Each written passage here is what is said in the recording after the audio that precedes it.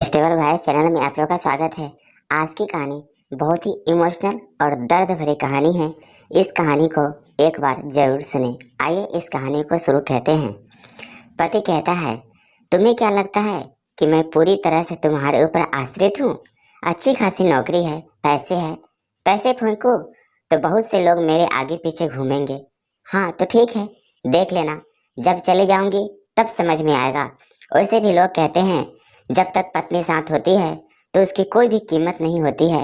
असली कीमत तो उसके मरने के बाद ही समझ में आती है। इतना कहते हुए वह चादर तानकर गुस्से में पीठ दिखाकर सो गए।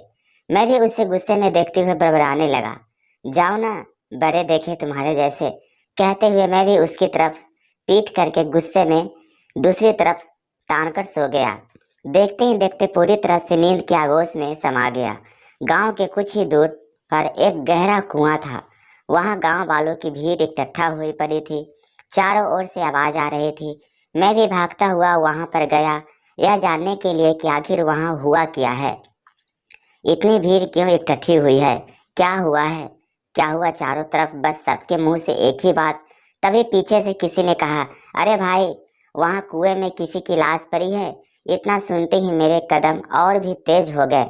आखिर कौन है, यह जानने की जिज्ञासा और भी तेज हो गई। भागता हुआ मैं कुएं के पास पहुंचा। कुएं में झांकने पर कोई दिखाई तो नहीं दे रहा था, लेकिन जब साफ दिखाई देना मुश्किल था क्योंकि कुआं काफी गहरा था और अंधेरा भी था। फिर भी गांव वालों ने रस्सी की मदद से 2-3 लोगों को अंदर भेज बड़ी मशक्कत के बाद लाश को बाहर निकाला। जैसे तैसे रस्सी ऊपर खींची जा रही थी, वैसे वैसे ही मेरे दिल की धड़कनें बढ़ती जा रही थी। मेरे साथ साथ गांव वाले भी बार बार कुएं के अंदर झांक कर देखने की कोशिश कर रहे थे कि आखिर है कौन, एक बार पता तो चले अपने गांव का है या किसी दूसरे गांव का। लेकिन जैसे ही लाश को बाहर निकाला गया, उसे देखते ही मेरी आंखों के आगे अंधेरा छा गया। पैरों ने जवाब दे दिए, शरीर जैसे निष्प्रक्ष धम से गिर पड़ा। और जब होश आया तो मैं अपने घर और अपने आगे पीछे बहुत सारे लोग और कानों में रोने की आवाज आ रही थी। बच्चों की आवाज, बहू बेटों की आवाज, बेटी की आवाज, सब बेसुध होकर अपनी माँ को घेरे हुए चीखे चिल्लाए जा रहे थे। मैं भागता हुआ उनके पास पहुंचा तो वहां मेरी धर्म पत्नी जमीन पर लेटी हुई थी और बच्चे बेसुध होकर रोते हुए चिल्ला रहे थे।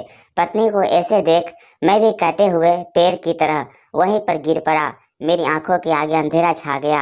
आंसू तो जैसे सूख चुके थे। मैं अभी भी समझ नहीं पा रहा था कि आखिर हुआ क्या है, यह सब क्या हो रहा है। क्या यह सब हकीकत है? क्या यह सच में मेरी पत्नी मुझे छोड़कर चली गई? मेरे सामने जो है वह मुझसे बात नहीं करेगी? क्या यह हकीकत है? मैं कुछ भी नहीं समझ पा रहा था। मेरा दिमाग बिल्कुल भी काम करना बंद कर दिया। ऐसा लग रहा था जैसे यह सब एक सपना है। अभी आज सुबह सुबह ही तो यह मेरे से इतनी लड़ाई लड़ रही थी, और लड़ाई भी कोई इतनी बड़ी नहीं थी जो इसने अपनी जान दे दी। इसने एक बार भी मेरे बारे में नहीं सोचा कि मैं इसके बिना अकेला कैसे रहूंगा। मैं एक टक उसके चेहरे को देखते हुए कांपते हाथों से उसके गालों को सहलाते हुए कहने लगा, क्यों किया तुमने ऐसा? एक बार भी मेरे बारे में नहीं सोचा कि मैं कैसे रहूंगा तुम्हारे बिना? अरे पगली, तू तो मेरी जान थी, मेरा सब कुछ तो तू ही थी। मुझे क्या खाना है, क्या नहीं खाना है, क्या फायदा है, क्या नुकसान है, क्या पहनना है, क्या नहीं पहनना है, सब कुछ तो तेरे ही हिसाब से चल रहा था। और जब तुम ही चली गई तो मेरा क्या? मेरी तो जैसे दुनिया ही लुट गई। 7 जन्मों का वादा किया था तुमने और एक जन्म भी पूरा साथ नहीं दे पाई। अब क्या होगा मेरा? कौन रहेगा मेरा ख्याल? कौन बात बात पे यूं ताने देगा? मेरे भरोसे तो मैं रहता था, अब कौन बनेगा मेरा भरोसा? क्यों किया तूने ऐसा? क्यों किया? अचानक से ऐसा लगा कि दिल में एक ज्वार सा फूटा, एकदम से चिल्ला पड़ा। उसके हाथों को कसम कस के पकड़कर अपने सीने से लगाकर काफी देर तक रोता रहा। कुछ देर बाद ही सारी तैयारियां हो गई। आज ऐसे किसी दुल्हन की तरह सजाया गया था। लाल साड़ी, लाल गोला, बड़ी सी बिंदी, चूड़ी, सिंदूर लगाने के लिए कुछ लोगों ने मेरे हाथों पर सिंदूर दिया। जैसे ही मैंने उसे सिंदूर लगाया, वह अजीब सी हो उठी। सिंदूर लगाते ही उसके चेहरे का तेज बढ़ गया। खिल उठी थी वो, इतनी सुंदर मनमोहन, आज ऐसे शांत पड़ी है। काश उसकी तारीफ में मैं 2 शब्द कह पाता। मैं वह शर्माते हुए मेरे सीने से लग जाती। काश ऐसा होता, वह उठकर बैठ जाती और मुझे जीवन दान मिल जाता। मैं उसके लगातार देखते हुए यह सब कल्पना किए जा रहा था कि तभी गांव वालों ने मुझे उसके पास से हटाया और उसके चेहरे को ढकते हुए उसे उठाकर ले जाने लगे। अब तो यह सब मेरे बर्दाश्त के बाहर हो रहा था। मैं एकदम से पागल हो उठा और उसे पकड़कर एकदम से झिंझर हुए चीखने लगा, नहीं प्रिया, नहीं प्रिया, तुम मुझे ऐसे अकेला छोड़ के नहीं जा सकते, मुझे धोखा नहीं दे सकती, मैं तुम्हें नहीं जाने दूंगा। उठो प्रिया उठो, तुम्हें उठना ही होगा, मेरी खातिर उठो। कहते हुए मैं जोर जोर से चीख रहा था। तभी ऐसा लगा किसी ने मेरे मुंह पर पानी डाला तो मैं हड़बड़ा कर उठ बैठा। सामने हैरान सी परेशान सी घबराई हुई प्रिया मुझे लगातार उठा रही थी। प्रिया को अपने सामने देख मुझे यकीन नहीं हुआ। कांपते हाथों ने जब मैंने उसे छुआ तो वह मेरी प्रिया थी, सही सलामत बिल्कुल मेरे पास बैठी थी। मेरी तो खुशी का कोई ठिकाना नहीं रहा है। मैं पागलों की तरह उसे बार बार छूकर ऐसे जा रहा था। मुझे अपनी आंखों पर यकीन नहीं था। मेरी प्रिया जिंदा है, तुम सही सलामत हो, तुम मुझे छोड़ के नहीं गई, तुम्हें कुछ नहीं हुआ, तुम मेरे पास हो। बोल तो मैं बहुत कुछ रहा था, लेकिन मारे खुशी के शब्द मेरे मुंह से निकल ही नहीं रहे थे। तुम्हें खो देने मात्र एक से ही मैं पागल हो उठा था। मैंने प्रिया को पकड़ के अपनी ओर खींचा और कस के गले लगाते हुए रोने लगा और बोला, प्रिया चाहे कुछ भी हो जाए, कुछ भी, लेकिन तुम मुझे कभी भी अकेला छोड़कर मत जाना, नहीं तो मैं जीते जी मर जाऊंगा।